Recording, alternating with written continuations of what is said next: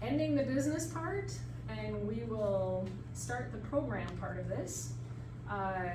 So Roger is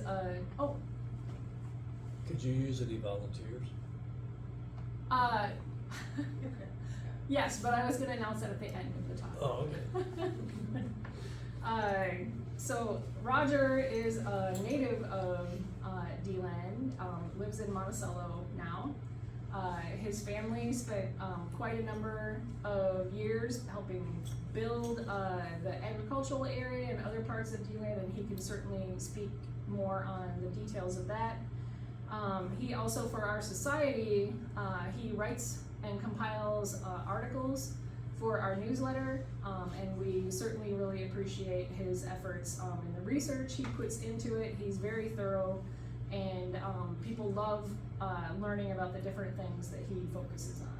So with that, I will have a few things to say after Roger's done and after Roger takes questions, so please stick around for that. And Roger is gonna speak on DeLand, rolls in on the rail 150 years ago. So.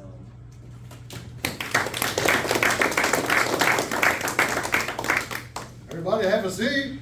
Ready to pull it out.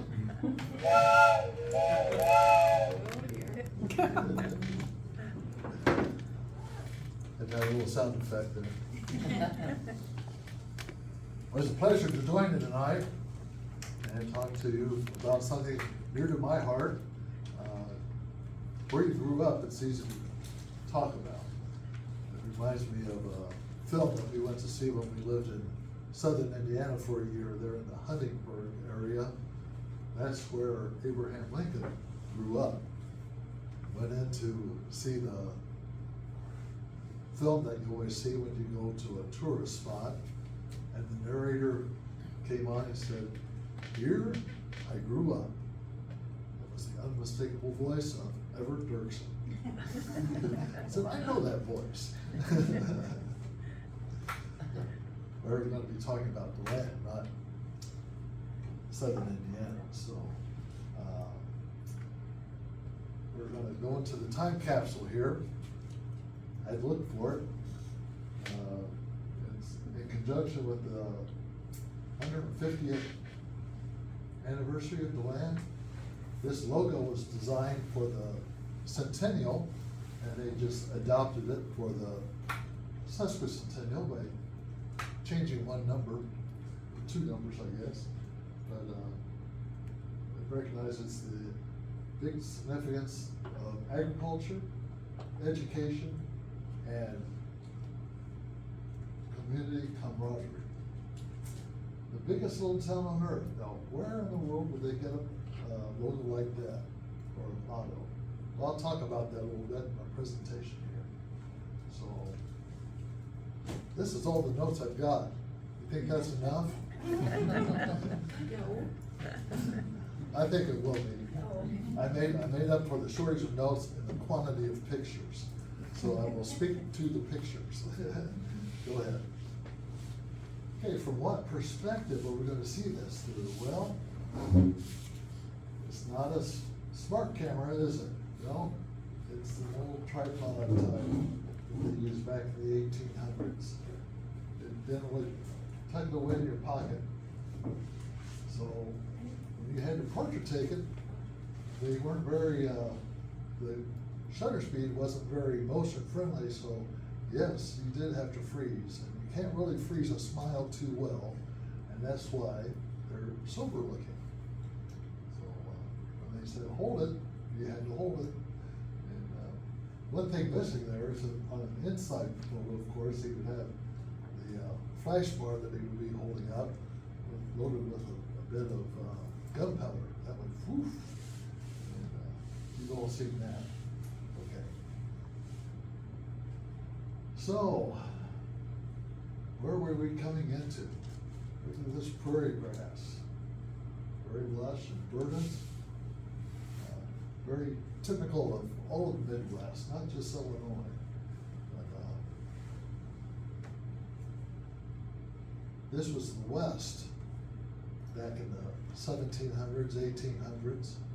And when the government had settled on where the land offices were going to be, the land office for this area was in Danville. They started surveying it and seeing how they can allocate it to people. Because government, can't just make money like that. They have to have landowners so they can tax the landowners. So that's kind of what led to the settlement of the West, the Midwest as it is. And next. So this is one of the earliest one, Mr. Ezra Marquis. If you're from this area at all, you've heard the name Marquis. Well, this was Ezra. And Ezra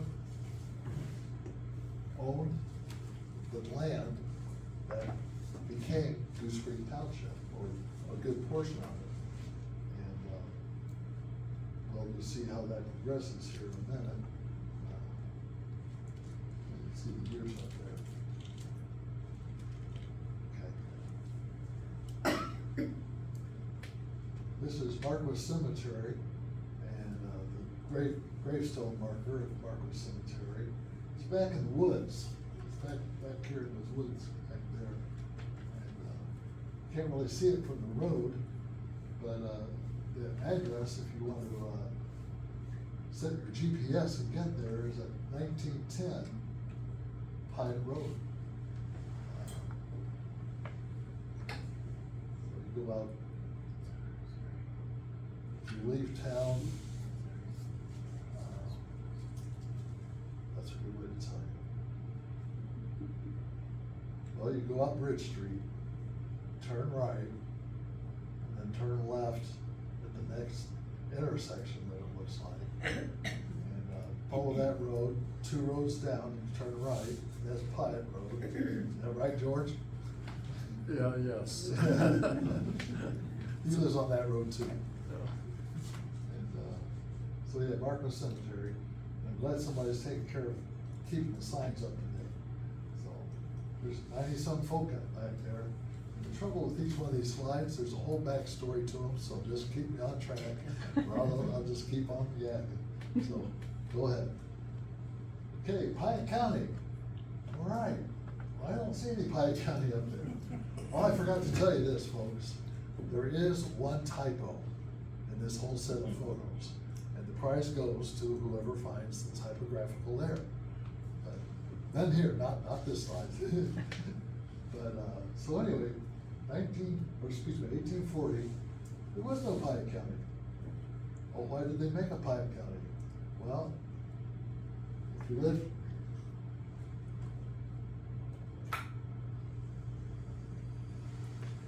lived in this area, it was hard to get to the county seat. Decatur was too far away, Champaign was too far away. I don't know about Clinton, but anyway, a group of citizens got together and said, we need our own place to conduct business. In fact, I think we have enough for our own county. So there was a lot of meetings that went on, probably some disgruntlement that went on, but 1840, and then the next year, 1841, go ahead. Oh, there's Piatt, look at that.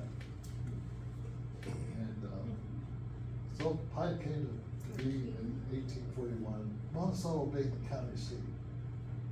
No townships yet, just the county. They had enough population to support that.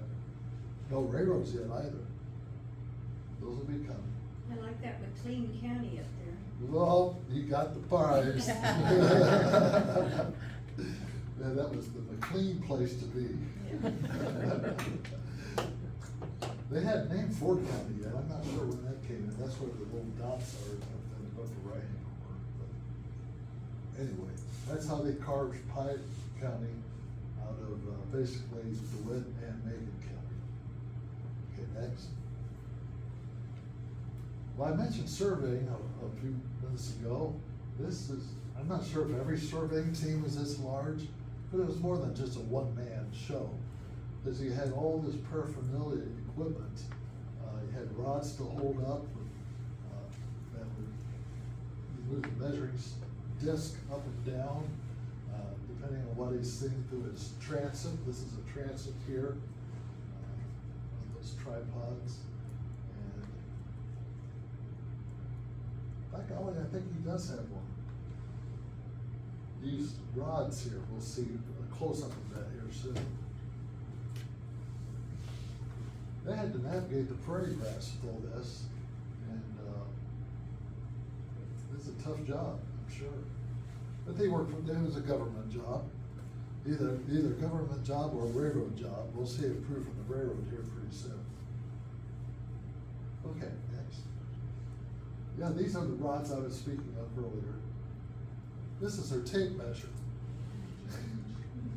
Made out of steel, iron rods. There was 100 rods, about 8.5, 9 inches long, and pulling them out straight, and you got 66 foot. Well, what's so special about 66 foot? Well, I don't have the whole story here, but so many of those lengths, you end up with a mile eventually. So, okay, next. So the townships are gonna be formed. When they had enough sections, this is Goose Creek Township, they're in the red. Okay, next. Okay, here's our land sections. Land sections 101 here, folks. 640 acres is one section. Half a section, 320, and so on. 1 mile on each side, 1 mile square is 640 acres. Hopefully they did the math right. So you can see how they just keep breaking it down smaller and smaller. So you have the southeast quarter of a half section there, quarter section, southeast quarter, and so on. So you see these, you don't see it as much as you used to in the legal news, because they don't print the legal news in the newspaper anymore. But you would see land sales or auctions, you know, and they give you the legal description of the parcel. Okay, next. So here we are, 1857, and it's showing there was one railroad going through Bement. And that would be this railroad here. It has some lines you might see kind of drafted in. Those were prospective railroads that were still on the drawing board in 1857. So, next. I love maps. So who's gonna get the farmers to Illinois? Well, let's print some handbills and get them out, folks. 1863, Illinois farmland poster. The finest farming lands equal to anywhere in the world. Wheat, corn, cotton, fruits and vegetables may be procured. The land may be procured at $8 an acre to $12 an acre. You're gonna be near markets, schools, railroads, churches, and all the blessings of civilization. 1,200,000 acres available in Illinois. Available in 40, 80, 120, 160 acre parcels. Illinois, the Garden State of America. That didn't get their attention. I guess it did. But a whole lot of people are coming west. Okay. Okay, here's the railroading surveying team. One thing about picture day, everybody put on their dress clothes, I guess. Is if they were out hacking their way through a prairie grass, they wouldn't be wearing suits, I don't think, like this. There again, it has the transits and the rods with the sliding discs that go up and down. And, I'm sure there's a regular school they had to go to as an apprentice to do that. Okay. Well, here we are up to 1870. Mansfield's got a railroad now, going up through the northern part of Piatt County. They spelled Centerville, interesting, English spelling, Centreville. And Lincoln was a supporter of getting a railroad through Centerville. Unfortunately, that didn't happen. You see Monticello down here on that Sangamon River. Okay, next. Now this is blurry, it's hard to read. Just so later on in 1870, they at least have a railroad plan with the name of Bloomington and Western Railroad. DeLand is right here. So that's coming from Whiteheath over there and up headed west. That's where they wanted to get. Okay. Well, here's Mr. Bondurant. Bondurant? Is it DeLand or DeLand? Well, I'm not sure.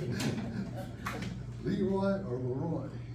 All sorts of variations, but I grew up knowing him as Tom Bondurant. So with that, I'm sticking. And this is his actual signature here, that they have it. This was in a history book. They called that engraving. And he came to the area in 1856, born in Mechanicsburg, Illinois. His family had come from Kentucky. He came to Piatt County proper at age 25 in 1856. I don't think I would have done that when I was 25 years old, but he did. Not long after that, he had 5 teams of oxen in his care. And in 18, he started farming. Now the picture I had of the nice verdant prairie to begin with didn't show any swamps. Well, there were swamps to be drained. And the government, that was part of what the government says, you can farm, if you can drain it, you can farm it, homestead. So, that's what he learned of some being available, and the government was making that available for different negotiated prices. The price he was able to negotiate for his 290 acres, I believe it was 50 cents an acre with the land office in Danville. So that's what he started off with. 1873, it was certain that the railroad was going to be going through 2 of his sections. He had more than 1 section. So he said, well, this would be a good place for people to settle and have a village. So he got the surveying team to work again. Okay. When he came, he had his mother, Martha, and his sister, Miss Mary, and they built a homestead home north of DeLand. How far north, George? It's just a little bit west, it's northwest of DeLand, section 5. Okay, north and west of DeLand, okay. But, the house isn't there anymore, is it? No. No, I didn't think it was.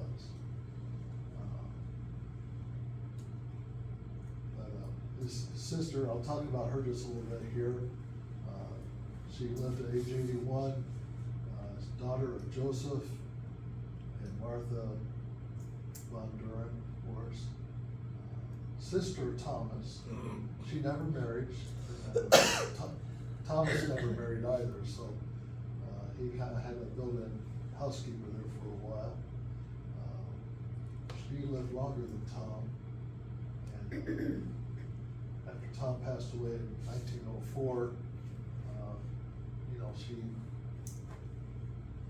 she had property to deal with, and she said, well, I know DeLand has need of a library, so she donated the properties for the Carnegie Library, and they were in need of a park, so there was some business in the park, she just bought those businesses, and some of them had already burned, so that wasn't hard to do. And then she gave the one block property to the village for a city park. So, if you see a plaque in the Bondurant park there, or the city park, that's to memory of that taking place. Okay. So here's the ox team pulling the ox, or pulling the plows through the sod. And just can't imagine what work that would be. It took more than one person to do it. And, this is a lithograph of what it might have looked like. Okay.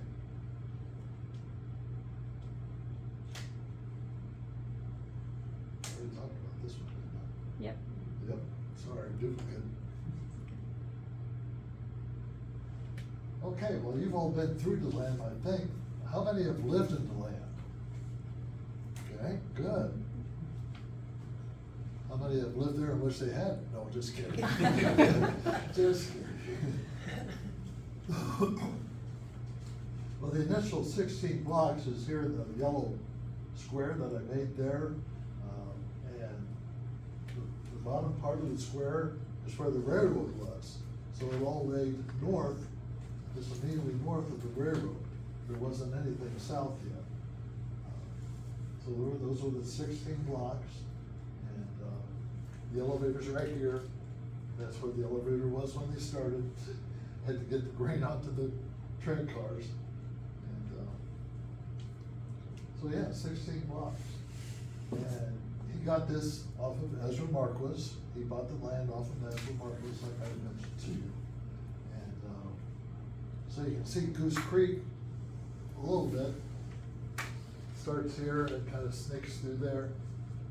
So, if you went further than this line here, you were out of town, so to get to the cemetery up there, you had to go up that street. And you know, what do you think of these streets that aren't muddy or anything nowadays? But guess what? They were muddy back then.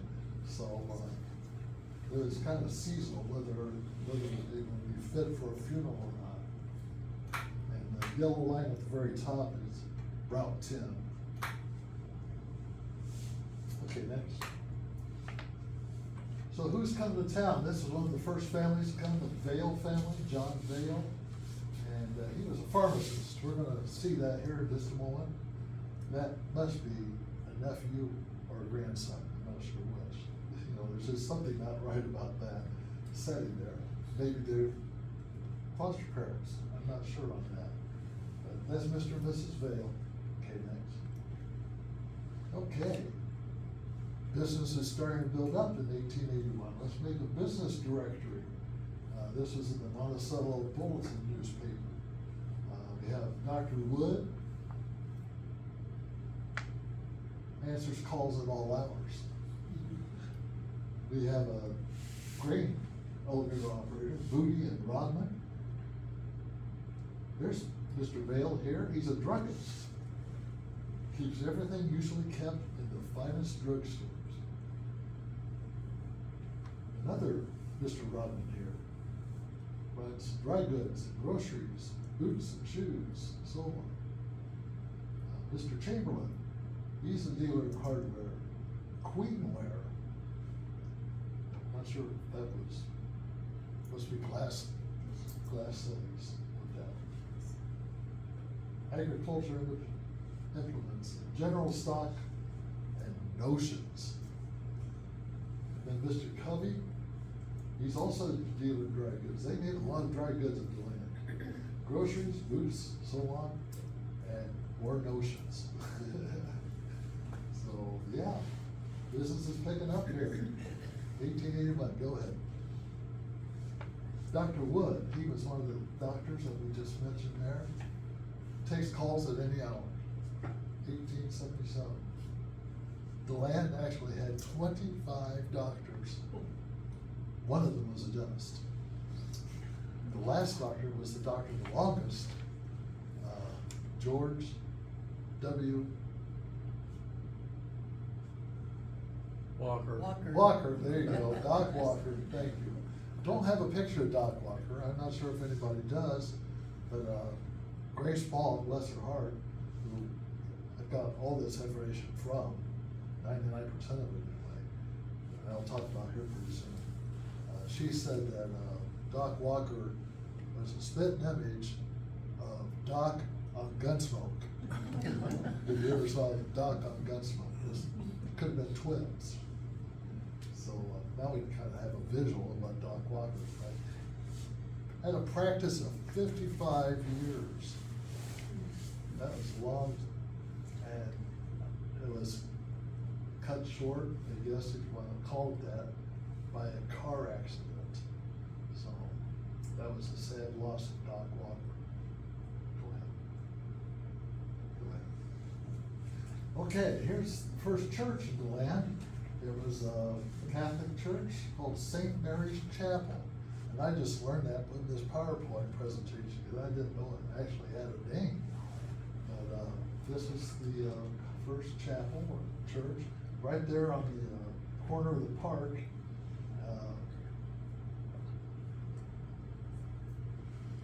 Not immediately on Highway Avenue, better known as Main Street. It'd be a block over to the west. It wasn't a church very long. They lasted 1883 and then they closed in 1897. Just didn't have enough to keep it going. This is a picture in 1973. And Parma City, I guess, was close enough that if you wanted to go to a Catholic church, go to Parma City. In 2019, after 136 years of it being there, it was deemed to be unrepairable by those that had been using it, which was Goose Creek Township. It had become the township headquarters, and also was the village hall. If you wanted to go vote in DeLand, you went to this building right here. It wasn't very big, but it served well. It took all of 20 minutes for it to be flat on the ground. It wasn't much holding it up. Made me think of the Big Bad Wolf on the Huff and Puff and Bloyer's Chapel. That's about how it went, I guess. Okay, next. Well, here's the first school that they built in DeLand. The first school was actually one they drug in from the country, and it was Mr. Bondurant's school. Wasn't it, George? I don't remember that one. Yeah, it was. Mr. Bondurant had built donated land for a school. That's how you got a school named after you, because he donated the land. And it was on your way to the present DeLand Welded School, right there on your right where the Trimble's road is up to their house. That's where the Bondurant school was. And they needed a school at DeLand, so they brought that one into DeLand. And it sufficed until the growth of the kids was so that they outgrew it. Because it was just a one-room schoolhouse. This is a 4-room wood frame schoolhouse, 2 stories. Grades 1 through 11. Initially it was just 1 through 6, but then they added 3 more grades. Well, I wish I would have had a 3-year high school. They did back then though. And beautiful little church. Unfortunately, 1901, it burned down. Think about it, you know, how do you heat places in the wintertime back then? You had a hot belly stove, burning red hot coal. Every house had red hot coal or wood or corn cobs. Sometimes we burned corn cobs. So they had not really open flame, but not too far from it. So they had their share of fires, and I'll talk about that if I have time. This sat right across from the Christian church, just to the north, is where this former schoolhouse. Okay. Okay. I've heard mention of a meeting house called the Wigwam. 1888 is when it was built, and it sat right behind the present township headquarters, there on Main Street, kind of on your way, the back way to the cemetery, and it's quite the building. Why in the world call it a wigwam? Doesn't look like any wigwam that comes to my mind. Well, the Republicans in Chicago had a big assembly to nominate candidate for president. Candidate was Abraham Lincoln. Where they assembled was the Republican wigwam in Chicago. So Republicans being what they were in Goose Creek, they said, well, let's make our own wigwam. So they built this 8-sided building, 68 foot across, holds 500 to 600 people. It's 1 block from the cemetery, 1 block south. And that was the Republican wigwam. Democrats didn't care to go in it for quite some time, I guess, but eventually it became the community house because they needed a place besides the church sometimes to assemble. So that's what they called the wigwam. They had two fireplaces. You see the chimneys there. They flew the flag from the top, but camera wasn't tall enough to get all that. It served the purpose until 1933. It was looking kind of ratty. There wasn't anybody left to pay taxes on it. It was sold at a sheriff's auction to a Lashner, to a Borden, who was building a house in Monticello. And Mr. Borden said, well, I can buy that at a sheriff's auction price, and the lumber's still good enough in it, I can take it apart, use that lumber in my new house. So that's what he did. So in a way, that lumber was still reinvested as a structure in Monticello and Piatt County. Next one. Okay, blacksmiths. Yeah, they needed blacksmiths. There's 3 shops in town, kind of one on each end of town, and one set out towards Moraine Cemetery in what was called Ganse's Woods. This is one that was there by Goose Creek and ran by Lewis Callowball Sr. Gets a little confusing because Lewis Callowball Jr. Everybody knew was Buddy Callowball. Buddy Callowball was Mr. DeLand, if there ever was a Mr. DeLand, as he, promoted everything, supported everything. There's a lot of those people in DeLand though. They are just very community minded. Now, the gentleman here in front bending his knee,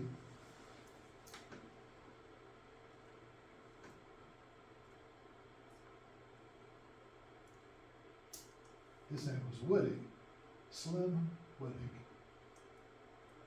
And Slim Woody was my uncle by marriage. That was my first wife, Brenda's. I knew this would happen, sorry. Anyway, you can see some of the hardware and the concern in the blacksmith shop there. And by golly, I just noticed it. Here's an electric light bulb. They're getting modern. Excuse me just a second. Yes. Louis Callowball was my grandmother's brother-in-law, Oh, really? and Buddy and I are like second or third cousins. Well, how about that? And I remember walking to school because we lived on the north, off of Route 10 on Highway Avenue, Okay. and I'd walk by there every day. Oh, boy. Yeah, Another friend's benefit of DeLand. yeah. Very good. Fond memories. No wonder community was strong. Okay, next. Okay, all these red lines represent, in 1892, the established Illinois Central rail lines in just our part of Illinois. They went clear on up to Chicago, They went clear on down south to Cairo. But just in our vicinity here, this is a good representation of the lines that had come in. So yeah, people came by the rails. You heard Dee there in the intro, citing how many communities are having 150-year-old celebrations all of a sudden. You know, they just didn't sit around 150 years ago and say, well, let's celebrate this 150 years. Well, the rails were coming in, so DeLand is right here.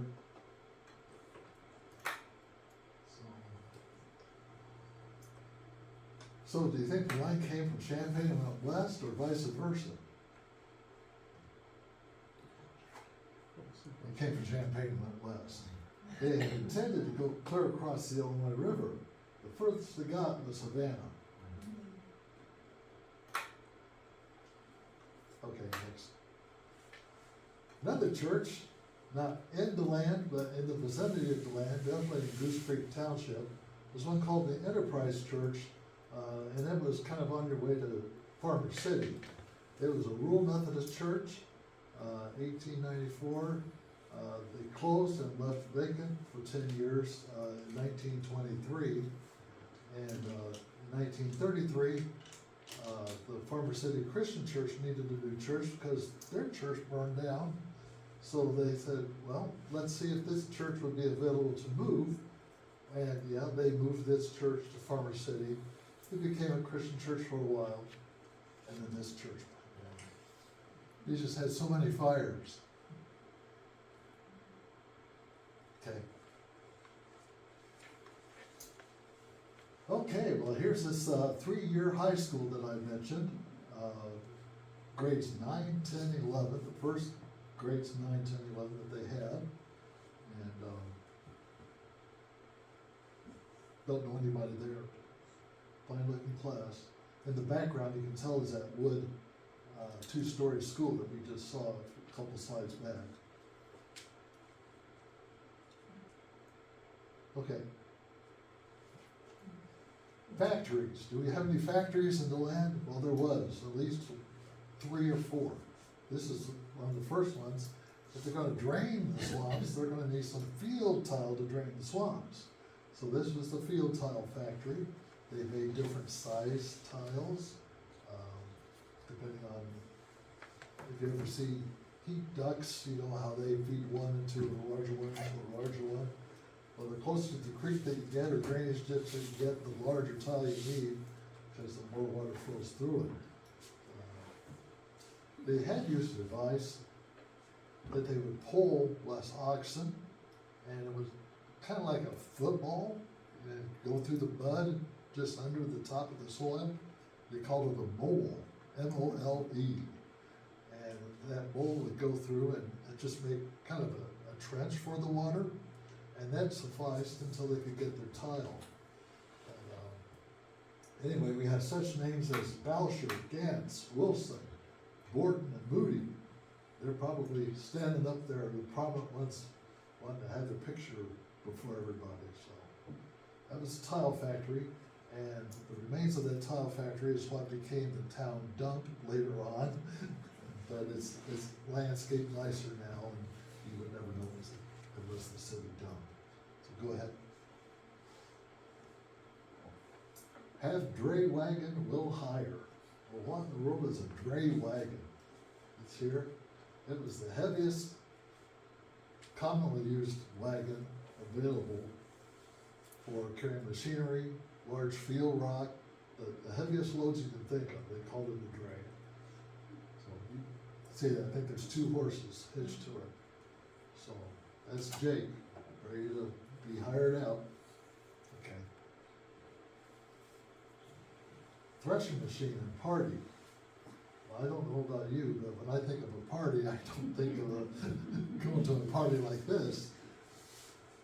Steam tractor with, you know, they have what you've heard of thresherman reunions. Well, they got some camaraderie going here, because they would all pitch in and help with the harvest. Go ahead. Meanwhile, back at the wigwam, we have this bunch of people in their finery. I think everybody has a hat on. I couldn't find one without a hat. I don't know where they kept hats, because closets weren't that plentiful either back then. But anyway, everybody's in their finery here, and the occasion is Decoration Day. So they would gather at this assembly building called the Wigwam, and they would have their patriotic flag-waving speeches and singing. Then they would make their way to the cemetery just a block north, and the old soldiers would lead the way. Civil War soldiers, later on World War I, later on World War II, and you know the drill. But that's the wigwam back there in the background. I just saw that. You know, you get a picture this big, you can see things you've never seen before. Okay, next. Okay, this is one I have never seen before, and it was on the interstate, or not the interstate, but the internet. And the reason it was on the internet, because it was a postcard for sale. And yeah, you can see DeLand right up here, and 1901. Now, why does it look like they wrote on the film with handwriting? Because they wrote on the film with handwriting. That's how they titled these things. Okay, next. Okay, well, let's make a community band. 1905.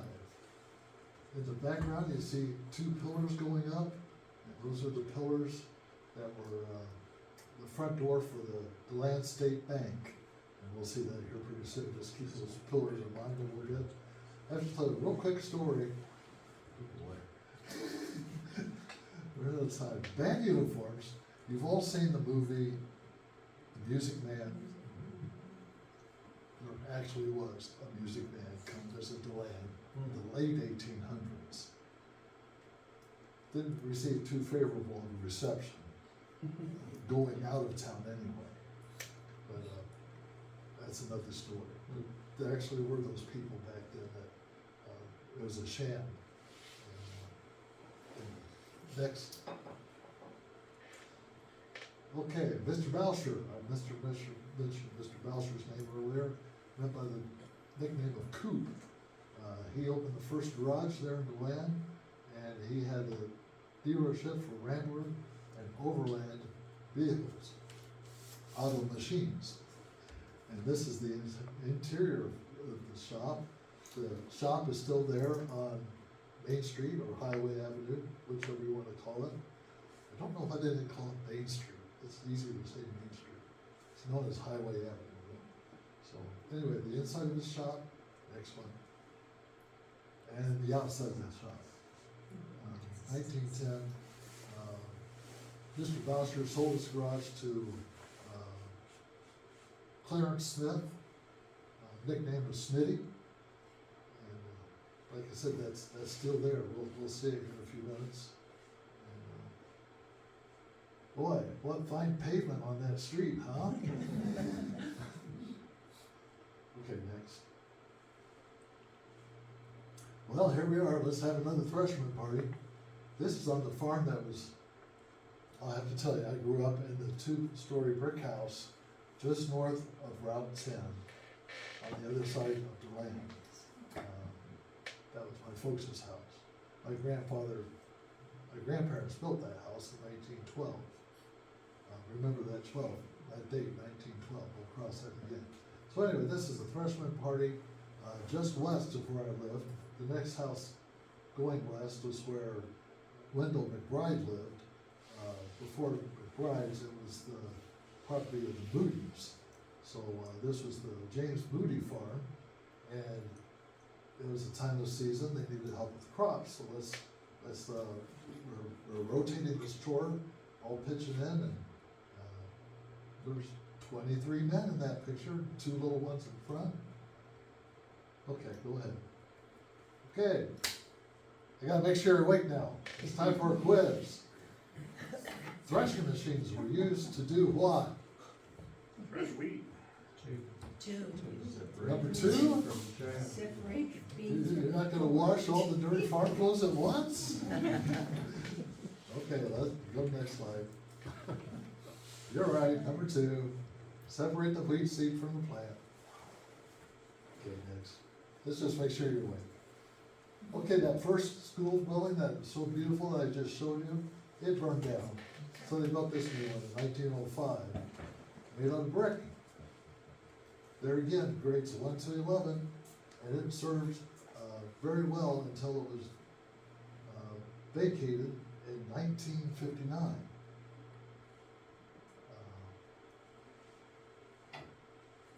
No, that's not right.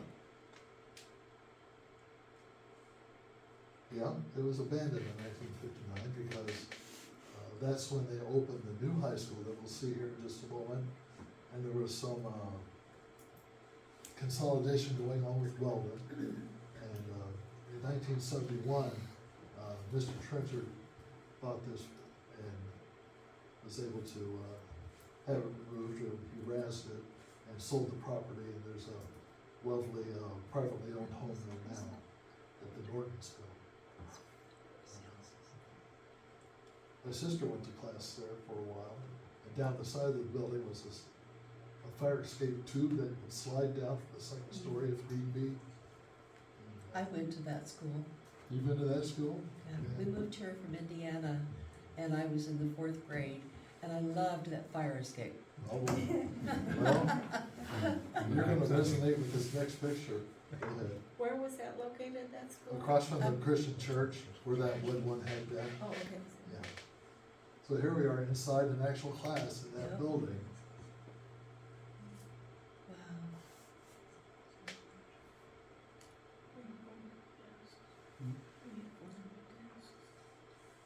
I know 2 people in there too, but I'm not good.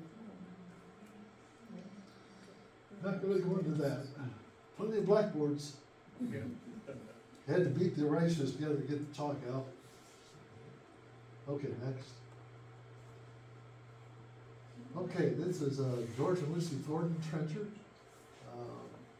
married in 1898. They built the replacement home in 1924 of what was Tom Bondurant's house. And we'll see it here in just a moment. Lucy was also George Trenchard Timmons' aunt. A correction on that, she's my grandmother. Oh, grandmother, oh my God. I never get it wrong, George. Okay, so that's Grandma Lucy. I'll try to remember it. So Tom died in 1904, and then his sister passed on, and following the family tree down, George and Lucy had a house. If you're up in the steeple of the DeLand Christian Church, this is the view you would have.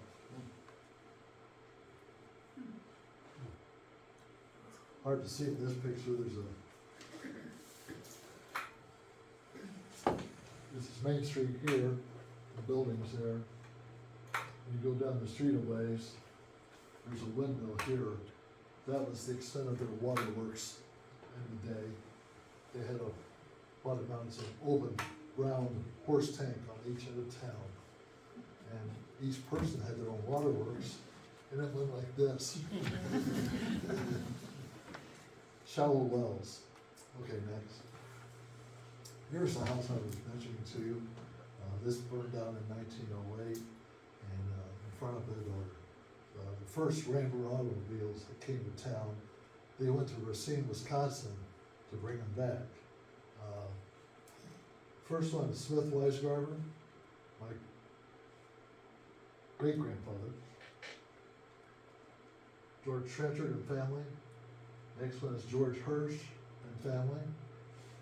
And someone named Betty Stevens. Next to the last one is Ellis Reed and his family. And the last one is Cooper Boucher, the car dealer himself, and Charlie Loney, who was a mailman, as was his son, Dick Loney. So that was quite the occasion on that Sunday, probably, in front of the, Tom Bondurant's first house. Okay, next. Okay, where the brick library is now, it used to be a bakery and boarding house. So buildings come, buildings go. I bet you can smell the baked goods though, no doubt. Okay, next. Across from that towards the park, you would have these buildings. One was hardware.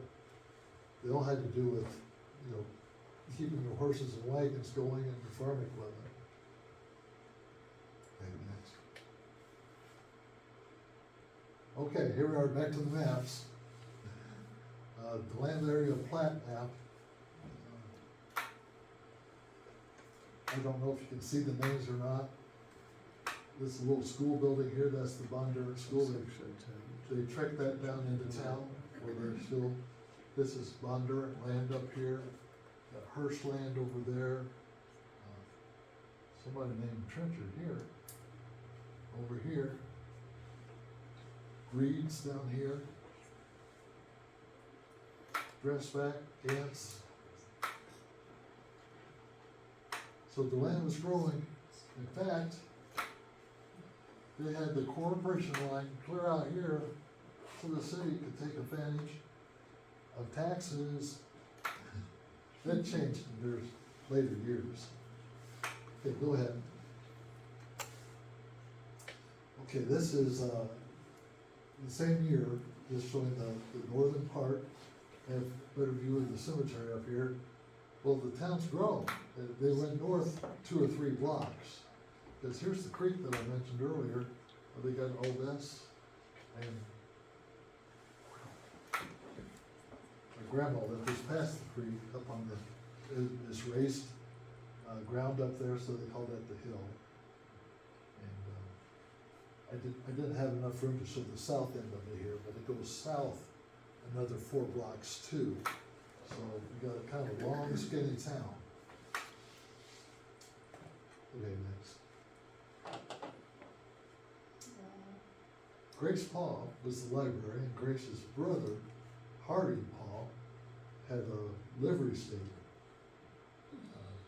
Now that was the original Uber driver, I guess, of the day. Or if you're traveling and needed to park your horse and have it cared for, you don't want to have horse neglect or anything like that. You had a place to take the horse, and they would take care of it for you. But he would take people to Monticello to the Opera House, and these buggies, they have real nice leather seats in them, tuck and roll upholstery. You might be able to see it on this one a little bit clearer. Anyway, that was the livery business of that day. He ended up moving to Anderson, Indiana. He was in construction as well, and I found his gravestone in Anderson, Indiana. And that took a little detective work. But anyway, next. The DeLand Tribune started in late 1800s. Had 1 week worth of being the DeLand Argus. Then it's the DeLand Tribune, ran by 2 or 3 different people that became Mr. Murphy of Raymond, John and his son Raymond Murphy. I knew Raymond Murphy. He was cannon corner from where my grandmother lived, up there on the hill. Early 1900s, these gadgets were becoming pretty popular. Harley Davidson motorcycle. But that was right there by the park too, that building, the Tribune building. Okay. Okay, who wants a car? Let's bring more cars in. Well, we can put those on a train car. Get it here a lot faster than going up and driving down yourself. Either you go by train or you go by the mud. Take your choice. Lots of people, went by train. And they're able to get these cars down by freight. Okay. Now this is the sorriest looking post office I ever saw. I think it was right before they decided, well, maybe we can sell to somebody and they'll move it to the farm and use it, fix it up and use it as a farm building. And there was Mr. Trencher that did that. And, I think that might be the one that you see south of DeLand, over on your left, on the field. I'm not sure, but it uses it for a scale house. Or maybe that was Harp using Gabe's. Had to pull the popcorn back in the day, the popcorn farm. Okay, next. That's another story. Okay, here's another church north of Monticello, approximately 2.5 to 3 miles, I think it was. There's a cemetery by it too, by the same name of Kentuck, so called because there was a clan of Kentuckians, German Kentuckians that settled in that area, and so they had their own church, they had their own little subdivision of DeLand, as it were. I'm not sure why they didn't call it Kentucky, but it's known as Kentucky. And as the original church, when it was being dedicated in 1910, the picture from the DeLand Tribune on page 1. Okay. Let's ride a bike. This one here has the big front wheel with the pedals on it. This one, this one right down there, I guess that one too. And, fine looking machines. Okay, go ahead. Okay, time for another memory quiz. Early bicycles invented in Germany in 1817 were also known as what? Velocipedes? Drazines? Bone shakers? Okay, next. All of the above. However, bone shakers is the most correct, because it is the only one of these. These two didn't have pedals. You just kind of straddle it and walk to the lawn. But here they thought, well, let's put some pedals on that front wheel, make the rear wheel smaller. And you've seen them. I don't know how they got up on it for sure, but anyway, bone shakers. Okay, next. Now here's Doc Walker's drugstore. That's his wife Mary, according to the time frame anyway. And it's sat right there across from the Bouster's garage on Main Street. I'll call it Main Street, it's too hard to say the other one. And it's still there in a manner of speaking. It's very, very dilapidated by now though. Okay, next. Okay, 1912. I told you to remember 1912. 1912 was a red letter day for Monticello when the Carnegie Library was dedicated. Well, how does such a small town end up with a Carnegie Library? That's an awfully big name for such a small town. Well, it's the power of the Senior Women's Club. They saw a magazine article. They decided to write Mr. Carnegie. He had 3 conditions. You had to have books, you had to have a library, and you had to have a tax. Well, the first 2 were easy to figure out. So they got the tax together. All said and done, here's their library, 1912. Same year as my house was built, by the way, the brick house. I figured, well, maybe that was part of the same brick shipment, I'm not sure. We'll see some more bricks here in a minute that I think came from the same load. Okay. Just a bigger picture.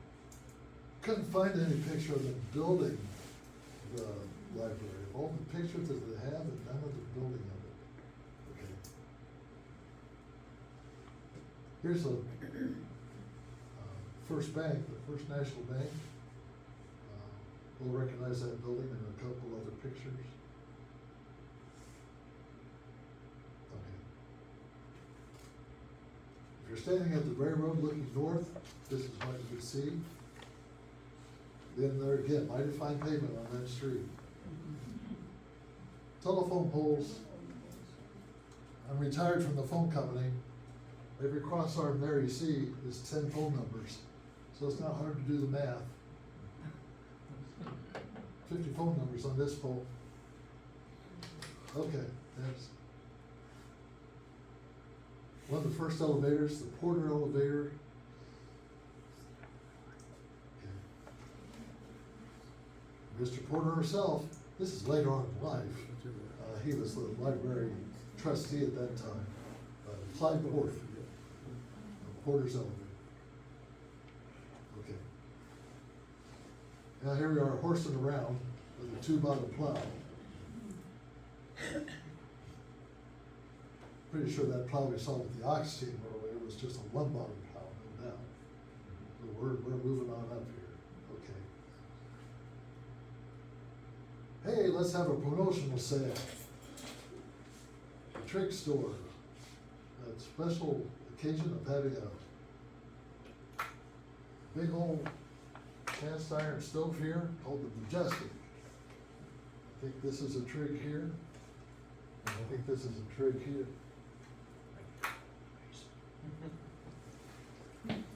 Maybe that's the first time they had business in gravy, who knows? There is, however, a street light. If you look carefully, this white pole here with the glass globes. So yeah, we're still getting modern. Next. This picture's right over here on the table, and very attractive one it is, from the Rembrandt Studios of Decatur. They like their musics. Now, what's wrong with the ladies playing in a band? I don't see any ladies in these pictures. I'm not sure. Go ahead. They didn't have time to fill with instruments, maybe. This might be one of the first bandstands in DeLand. It's in an intersection of downtown there. Just looks like boards held up by sawhorses. It's a good sized band. Big welcome banner here. I was looking at that date, thinking about World War I, but that's too early for it. They might have had some contingency of soldiers coming back home by then. I'm not sure. Okay, go ahead. Well, it looks like the same banner with a different shot. Okay, that's all. Okay, here we are, 1919. This is the architectural rendering of what the new high school is going to look like on the south side of town. Alva Reed donated 20 acres, I believe. And it still sits there today, converted into modern apartment buildings or apartment units. I think there's 4 of them in there. And, I'm glad that they salvaged the brick. There in the late 70s, early 80s, it was all but torn down because of it going to pot. Okay, next. School board. Here's Mr. Porter, lower right corner. Mr. Lashner here in the center. Mr. Kingston over there on the right. Mr. Dressback here. Just some familiar names. Okay, next. Okay, well, if we're gonna have a high school, we're gonna have to have a high school yearbook, and the Tribune was printing the high school yearbook. This is the typesetting linotype machine. So, if Ed Fisher was here, he could tell you all about that. Okay. Let's sell some farm implements. Where the Barnyard Treasures auction house is now, it was once this John Deere deal. No tires on that tractor over there, just metal studs. Yep. Okay, next. Well, DeLand did have a brand spanking new depot at one time. The first one burned down. This is the replacement, 1920. And, fine looking building. Now, if these look a little bit tilted, it's not that your vertical is kicking in. They had a fine display of pictures at the homecoming, just a couple weeks past, provided by John Lashner. All these pictures originally, Grace Paul was taking care of, John Lashner as being a caretaker of them now, and he had them framed in the library. And so these are pictures of a picture, and some of them are a little bit tilted, so it's not just you. And it wasn't bad carpentry either. Go ahead. Here's the postmaster, 30-year postmaster, and he was a fine singer as well. Mr. Trout. Go ahead. Not a real clear picture, but it's just meant to show the muddy street there, going up from, again, going north from the railroad. These posts that you see here, concrete hitching posts, used to be on at least two sides of the park that I know of. There's still one there, and that one is right by a brand new in-ground terminal for the fiber optic cable. So it's kind of a dichotomy of ages there, the best of both ends. Okay, go ahead. There you can kind of see the, when the park was new, the white post, or the hitching post. It actually had kind of a formal entry right here, because it had a rope insert between the hitching posts, so you could also have all sorts of places to hitch your horse, or hitch your horse to. Excuse me. Okay, next. It's the bank ad of the National Bank. I thought that was just a neat graphic. Go ahead. Okay, the high school is off the architect's board, and this is what it actually looked like, much like it does today. This is the gymnasium here with the tall windows.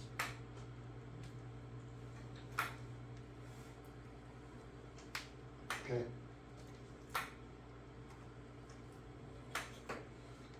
Just another one of Main Street, I have one of those. What do you see here? I see the answer to a lot of fires. It took a long time to get it though. I was gonna read you a bit here, but I don't have time.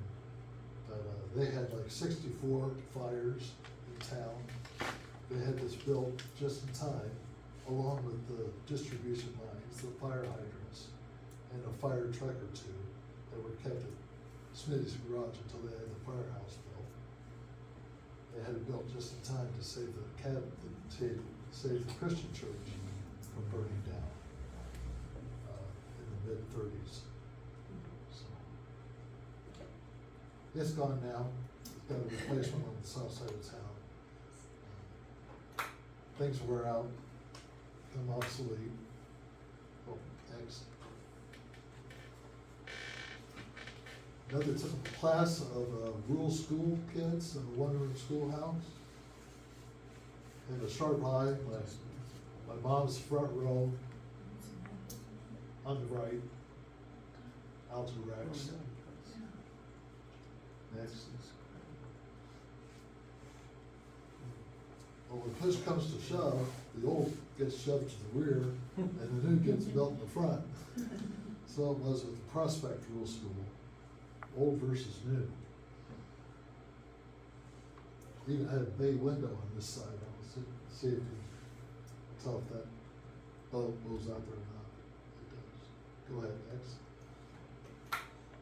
Okay, when we're done with school, let's go to the library. This little girl's having a frolic up those steps. Imagine being able to do that. Okay, next. Well, if you're gonna go to school, you have to have some school supplies, so you go to Bill Trigg's Dry Goods, and he's all set for you. He didn't have any paper bags, he had a roll of craft paper. Roll it up in the craft paper and bind it up with a binder twine. There you are. Okay, next. Yeah, you gotta get groceries. This is the dress back store.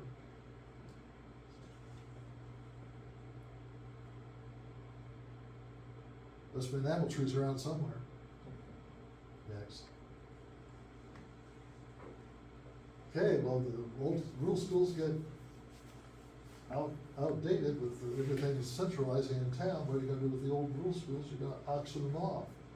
So here they auction off 8 school buildings in DeLand. Has nothing to do with the fire hose in Fairbury. I just thought that was a neat picture. Really neat. But anyway, they sold them in, Mr. Trenchard bought one, I know. Notice D and land is separated in that. It is, it's separated in that one, isn't it? It's the first time I've seen it separated. But not down below. Yeah, well, if it's all caps, it can be together. Anyway, the jury's still out on that, I guess. Next. Hey, let's get a couple cheerleaders if we're gonna have a high school. That's my mom, Alta Rex, and her best friend, Jean Lovers, who married Joe Usigan. Okay, next. You gotta have some music in the school here, so let's have a band and orchestra instructor, Harry Mary, who's here for ever and a day. Okay. You gotta have if you're gonna have sports, you have to have a coach. Bring in Coach Clapper. He's not gonna be coaching full time, we're gonna have him teach also. Okay.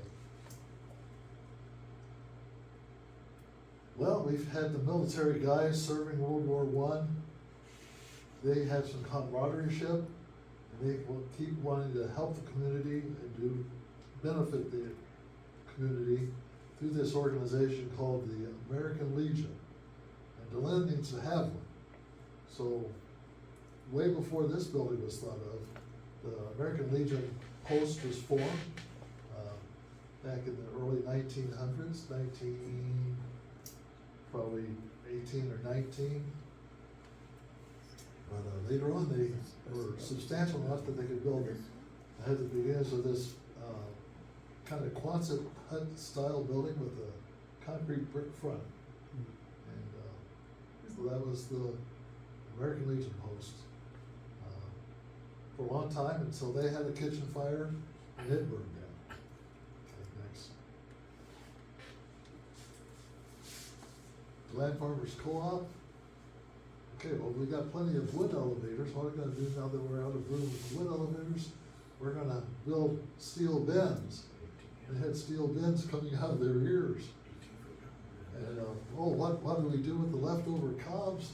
Well, we're gonna build a cob house. This is a cob house that the Fishers ran. Another Fisher, related to the one running that will be running the newspaper here pretty soon.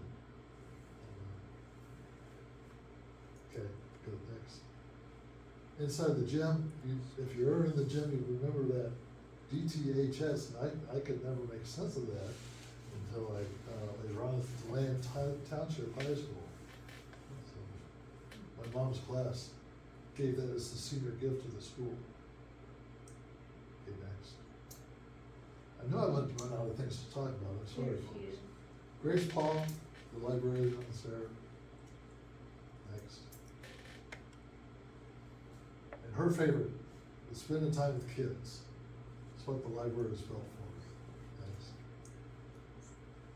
Next. It's a juniors at the Christian church. I think this is my cousin. And I think the one in front row on the right is my cousin. I think that's Dean Wisegarver's son. Stacy. Okay, next. Okay, 1960, we got a new scale house here, and it's facing Main Street. The one now does not face Main Street. They turned it 90 degrees to make more room for semi-trucks. Okay, next.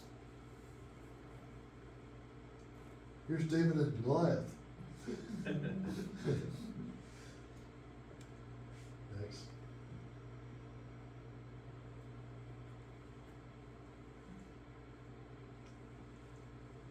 Okay, next. Okay, so the newest elevators are in the middle, the one built in 66, or, yeah, I think that's 66. And then the two wood ones, I don't know if they were in use at that time or not, but they were still hanging around. Okay, next. Okay, I have all the school consolidation now because they don't have enough kids in town proper to have supported schools, so let's bring the land all together. On the county line road, you got Wood County over here, Piatt County over here. You have grade school, junior high, and then the high school here. That's out of a yearbook. It says, our little corner of the world, down there at the bottom. We were in that little corner, weren't we? Yes, we were. When it had the nice swimming pool. Yeah. Yeah. Yeah, that's right here. Swimming Yep, pool. that would have been it. They've taken such good care of the gym. Yeah, It still looks beautiful. next. Horrible picture, the fantastic guy, Mr. Jake Webb. World War II vet. He was blinded by a military explosion overseas, came home and pursued his love of mechanics. And he could tell you which spark plug was misfiring by listening to it. Hearing somebody walk, he knew who was coming in the door. Quite the guy. Go ahead. War trains. I thought it was impressive. Wendell Trenchard took these pictures, by the way. I didn't know he was such a photon. But note that it's the fourth 100-car train loading up. So there was some serious hauling going on by those trains. Okay, next. Here's the more finished version of the Legion Post. Destroyed by fire in 2013. They have a nice Morton building type, steel building to accommodate it now. Go ahead. Here's the business district on the west side of the street. I never knew sure which was which, but if you want to follow on with the numbers there on the street off at the bottom, we have a Melanie and Bakery for number 1. Number 2 was a restaurant and built Triggs Dry Goods later on. Number 3, trouble in River City, a billiard hall. Cathcart's Meat Market. Number 4 was Doc Bonner's store, then others. Number 5 was Mr. Troxell's post office. Number 6 was Walkup's barber shop. And number 7 there on the far end, the 2-story building, that was the National Bank to begin with, until they went out of business. It became the post office, and the Masonic Lodge is upstairs. The Masonic Lodge was a lodge in DeLand for 125 years. Okay. Here we are in the Township Cemetery. What's significant of this is the chapel building here, built on the initiative of, guess who, the Seniors Women's Club, once again, trying to honor and respect those that had fought World War I. So 1938 is when it was dedicated. It's been recently restored by interested and concerned citizens, and just a real nice accent piece to that park, or not park, the cemetery, of course, is what I meant, to lend the reverence due for veterans and those who have gone before. Next. Here's the Christian Church, 1896, still being used to this day as a viable church. I love a lot of pews filled there with Wisegarvers at one time. Go ahead. Go ahead. We've already seen that. This is the Trenchards. Lived in Mr. Bondur's old house. that was rebuilt by Mr. Trencher's dad and Wendell, and his beautiful wife Helen were living there when I knew. Okay, next. I don't have a good picture at all of the house. George, I'll need to see you about this. But that's something of what the Tudor style house looks like. Behind the bushes, behind the fence. Okay. Speaking of the fence, here's the gate. I told you to remember those bricks of 1912. Well, here's some more of those bricks of 1912, from what I understand, and worked with the beef of Bondurant. If you turn left, go down the sidewalk, you go across the creek, this one, and you go across this footbridge, across this creek. They built that so the school kids could go to school more easily, I guess. And I don't even think you can see the thing now, it's so overgrown. But spent a lot of time down at the creek looking for crawdaddies. Go ahead. So 1963, towns were putting up elevators. Weldon put one up either the year before or the year after this one. That's what it initially was, just a tall tower concern there. Later on they added the extra bends or legs, as they call them. Okay, next. Well, that shiny new depot that we saw back in 1920 is starting to look a little dilapidated here. But railroad tracks are still going on in 68. Okay, good. Used to have a sign DeLand up there at the top, now it's gone with the wind. Okay. More 100-car trains. Go ahead. This is a church, it's built where the wigwam was, it's a Baptist church, still there in use today. It was a Sunshine Christian school for a while, wasn't it, Bonnie? Yes, it is. And Terry, you helped with that too.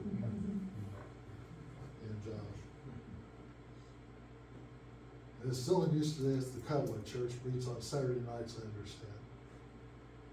Okay, next. Here's the National Bank and the State Bank over there. On that other corner, see the Methodist Church in the rear. Okay, next.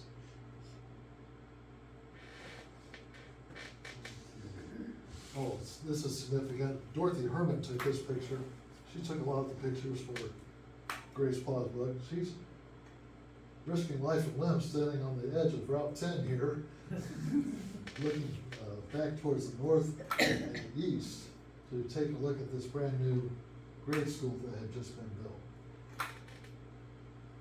Over there on the far right, you see some poles. Those are the remains of the football field. Long gone now. Next. Oh, another band. Boy, this town likes music, don't they? Neil Madden there on the left on the trumpet. Mr. Marietta, the band teacher that used to be. Elsie Trigg. Edwin Reed, Dorothy Herman. All of that picture. They had another brass band back in the early 1900s, and they thought they would revive that for the centennial of 73. Next. There's the Methodist Church, built in 06. It unfortunately had its last service in 2002, being updated to be multiple apartments at some point. Okay. Mr. Murphy is my grandma's neighbor across the street. He ran the Tribune and the Weldon Record. Weldon Record was the newspaper for Weldon, and he was also the Justice of the Peace in his spare time. Next. Riggs' grocery store, past its prime here in 73, and Doc Walker's office there also starting to show its age.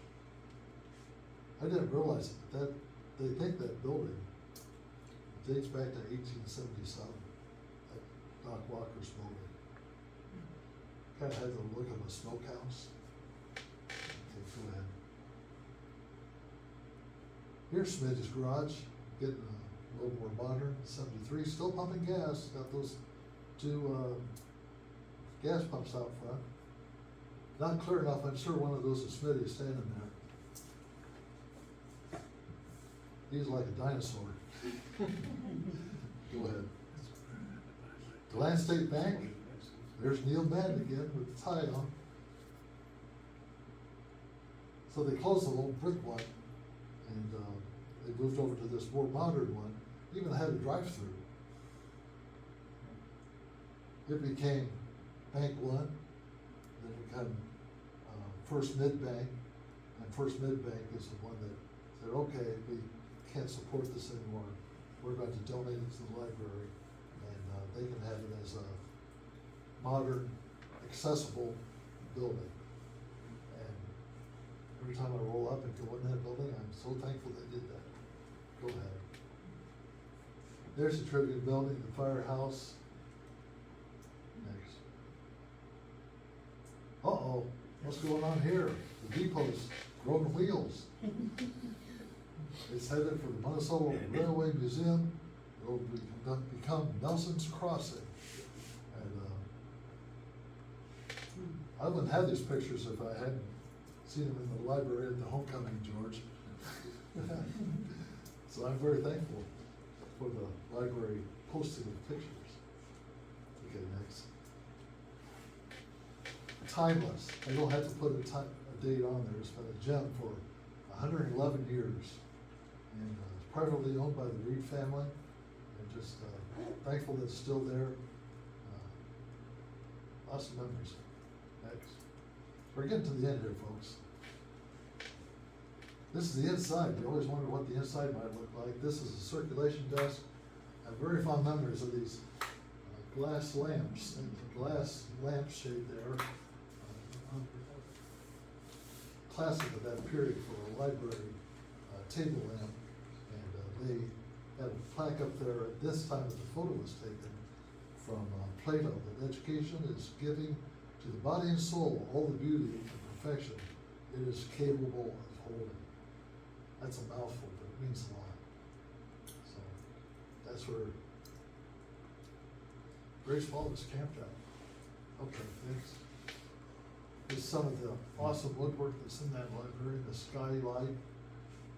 They had to spend $53 on this skylight in 1933, which would have been well over $1,000 just for to keep the lumber going up above it, I guess.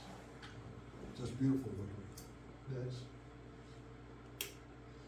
And I kind of hypothesized that Lincoln is looking for a new direction for Carnegie Library.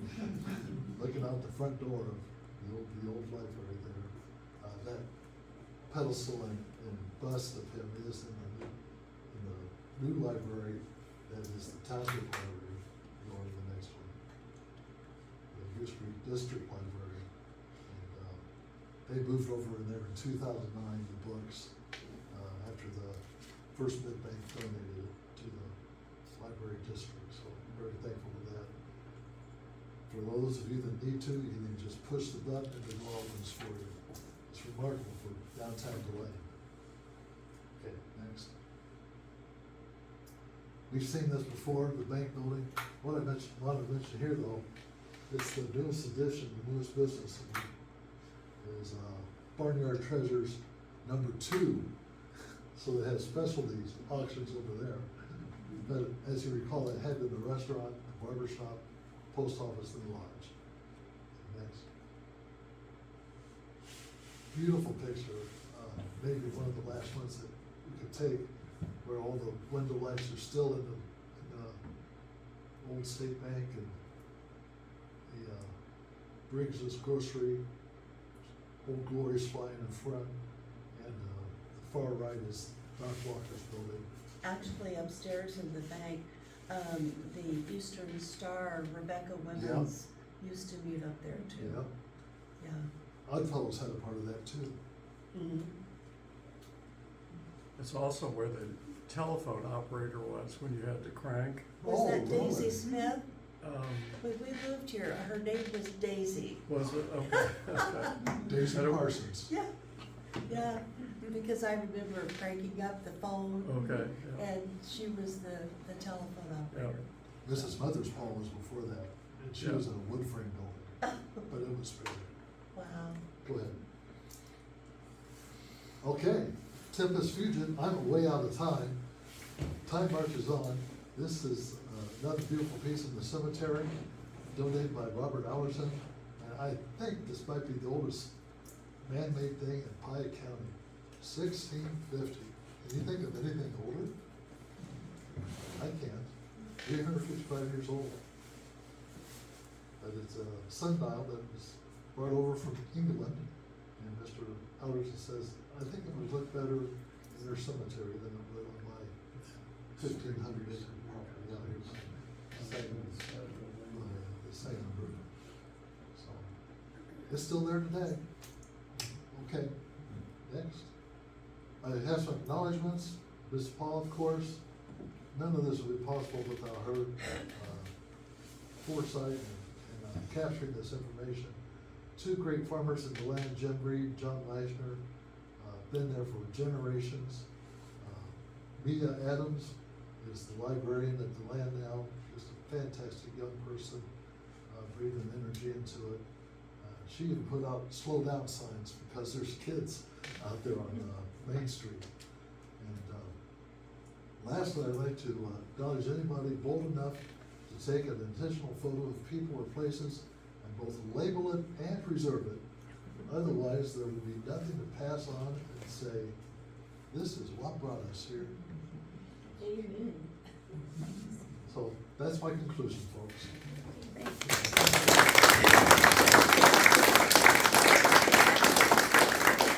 Thank you for your patience. Thank you, Roger. I feel fortunate I didn't read anything else. Thank you. Does anybody have any questions for Roger?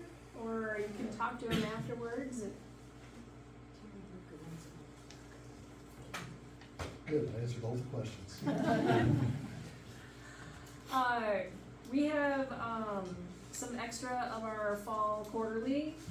If you're not a member and you're thinking about becoming a member, we have these extra ones that you can take home with you and see whether that's something that you want to do as far as supporting our historic society. And there's 4 newsletters that we have a year. And then I have 2 Goose Creek Township Cemetery transcription books. And we're giving them away, and somebody's gonna have to just fight over them if they if they need them in their collection. We gave several away at the 150th celebration, and so I'm gonna put this on the back, and you guys can figure out. But these cemetery transcriptions were primarily done in the 80s. The ladies from the Historical Society did a massive effort all through the county, walking all the cemeteries and recording what was on the stones. So you'll find that in some cases there's information recorded on the stones here that is sometimes no longer on a stone, or maybe a stone got tipped over or destroyed and didn't get the same information put back on it. But they're very useful if you have family in the area, and maybe you know where some of your family are in the cemetery, but maybe you'll find more. So I'll put that in the back, and I'll put these in the back. And then Lucia has a couple more barn tours that those things are for free, as well as there are 3 left. 2009. 2000. 2 now, so I was in one There's way. 2. So those will be back by the free container. And then, as Mike mentioned previously, we're always looking for volunteers. And not only are we looking for volunteers, but we also are always looking to add more information to our library. And we know there's lots of stories trapped out there that people have that maybe they can share with us somehow. Either by writing it down, or maybe coming to our library and getting interviewed, and we will write it down for you. But also there's lots of photographs and things that, like Roger said, we'd like to be able to preserve Piatt County's history, and a lot of people identify with photographs instead of words. We have a fair amount of photos in our collection already, but we could always use more, and we know that people had cameras that they're taking pictures maybe they thought were interesting, and now it turns out like that might be the only picture of a certain thing that's left. So we don't need to collect anyone's photographs anymore. We can have you come in, we can scan them and give you your photographs back. Prior to about 10-15 years ago, the Historical Society was always looking for, please give us your photos, but now digital copies are fine. So we're not trying to take anybody's photo collection away, we just want to add it to ours so that it gets preserved. There's a little half sheets in the back.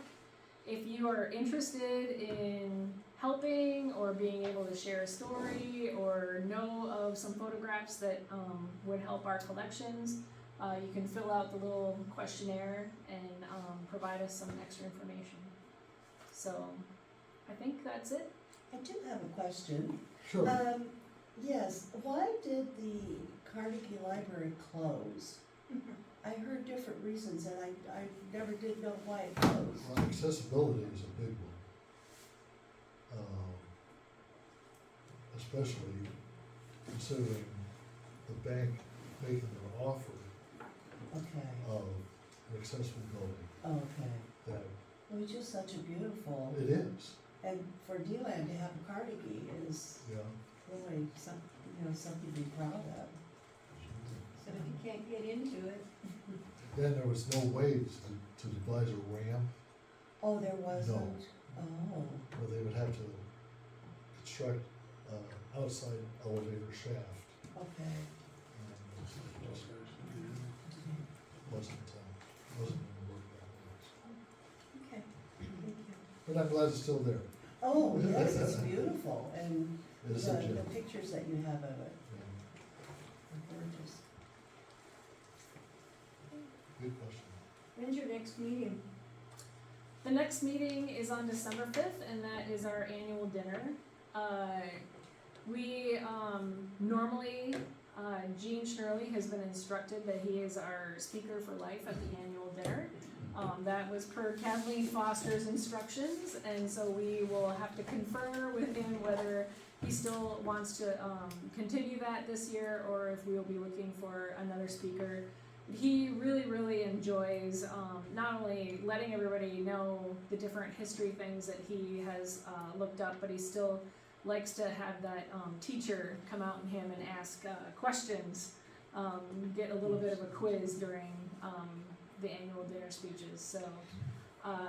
So I still have to confirm with him that he's still on board with that, but if it changes, we have a Facebook page that we announce all of our events on, and so if you follow us on there, you'll not only be seeing the Potawatomi thing get put up in a couple of days, but as we have different things happen, we announce our library hours on there, and we announce our future events. And since this was a collaborative effort, Lucia, is there anything coming up with the Piatt County Museum? Yes, and we also have a site, but we're having to deaccession a lot of things that really don't have anything to do with Piatt County. So the fourth weekend of September, which is like 2.5 weeks from now, 21, 22, we're having the garage sale out at the museum. I mean, there's a shell collection from Florida with starfish. They really didn't grow here. So we've got lots of things, and there's a lot of antiques and things. We've got duplicates and triplicates. So it will be with the community garage sale. It will be in association with that. So watch the advertising and come on out and see what we've got. Okay. Well, remember, Roger's got books for sale. We have water, and look around and everything, and please the annual dinner is for members and the public, so bring a dish to pass and your plates and utensils and we'll party it up. So, thank you so much. Thank you.